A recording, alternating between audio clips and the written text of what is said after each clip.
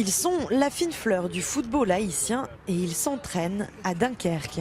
À 100 jours des Jeux, le Nord-Pas-de-Calais se transforme en base arrière et s'apprête à accueillir près de 200 délégations venues du monde entier. Les sportifs de haut niveau pourront donc pratiquer l'ensemble des disciplines olympiques sur une quarantaine de sites homologués. Ici, là, c'est réputé là, pour les grandes installations, les bonnes installations sportives que la ville mette à la disposition des sportifs, je crois, un peu du monde entier.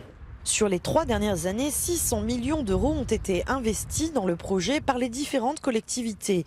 Un investissement conséquent que la région espère rentabiliser grâce à ses atouts géographiques. 80 km seulement séparent Calais du parc olympique de l'autre côté de la Manche et le climat est identique à celui du sud de l'Angleterre. On ira plus vite au départ de Calais pour être sur le site olympique que dans la banlieue nord de Londres. Quand on a annoncé les Jeux olympiques de Londres, nous avons regardé la France pleurer et nous avons souri. Parce que si les Jeux olympiques avaient eu lieu à Paris, effectivement, c'était intéressant pour toute la France. Mais je ne suis pas sûr que chez nous, nous aurions eu des retombées.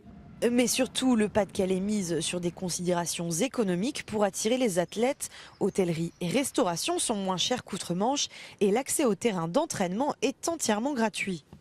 De l'autre côté de la Manche, en Angleterre, les équipements sportifs sont pour la plupart de droit privé et donc sont à louer contre espèces sonnantes et trébuchantes.